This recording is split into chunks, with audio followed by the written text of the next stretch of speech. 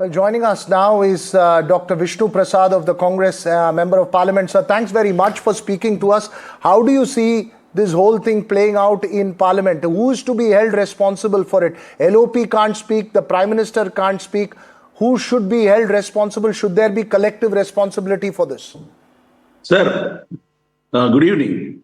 Parliament normally is called as the temple of democracy, where there is a dignified debates, public welfares are discussed.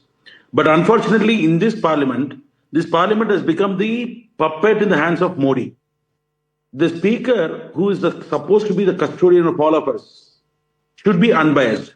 But the behavior of the speaker was totally partisan. He was biased and one-sided. When our LOP wants to just discuss about the defense and security and integrity of the country, the word India, China, US are all bad words according to the speaker and the defense minister and the home minister.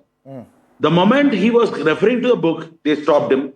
The moment he was referring to the article which already came, he was stopped abruptly. He was suppressed totally by the opposition people, especially by the home minister and defense minister. Then our leader wants to narrate the instance. He didn't quote anything. He just wants to narrate what China and India went through. Right. But that was also stopped.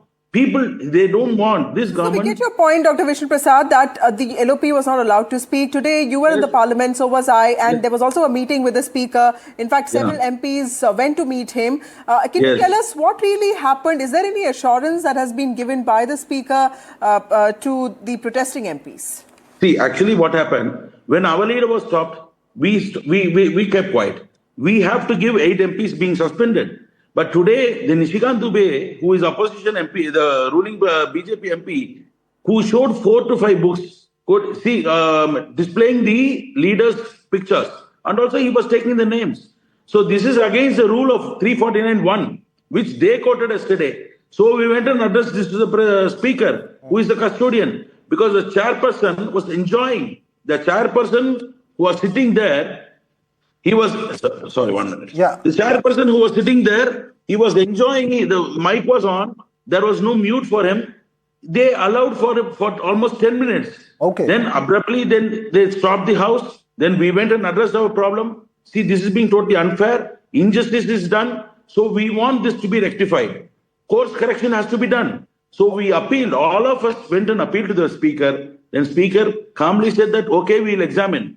Then finally he came and said that he has conveyed to the government. I don't know what the speaker has to take a call in this.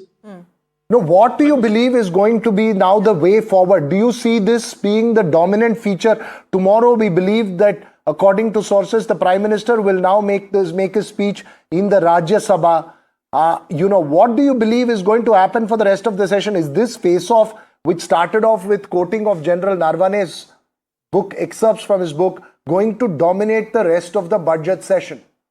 Sir, it was only on the reply for one member's remark on patriotism. We didn't take. Our leader was categorically saying that he was not intentionally saying this, quoting this, but he was just responding to it.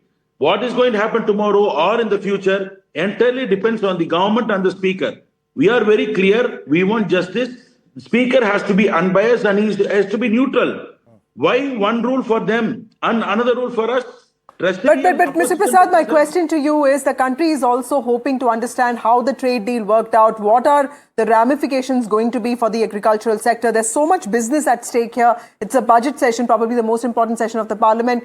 The opposition is also being accused of stalling very important parliamentary disruptions. How will you respond to those accusations? No, I only would like to say, see, agriculture is important, industries are important, employment is important, price rise, diesel, everything, all are important. We want to discuss badly. But the point is, security is of utmost importance for our country. Okay. But when that is not being allowed, why this government is suppressing the facts?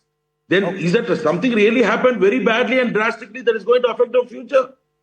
That is the question. And when the parliament itself, we cannot act as per the rules, then what will happen to the nation?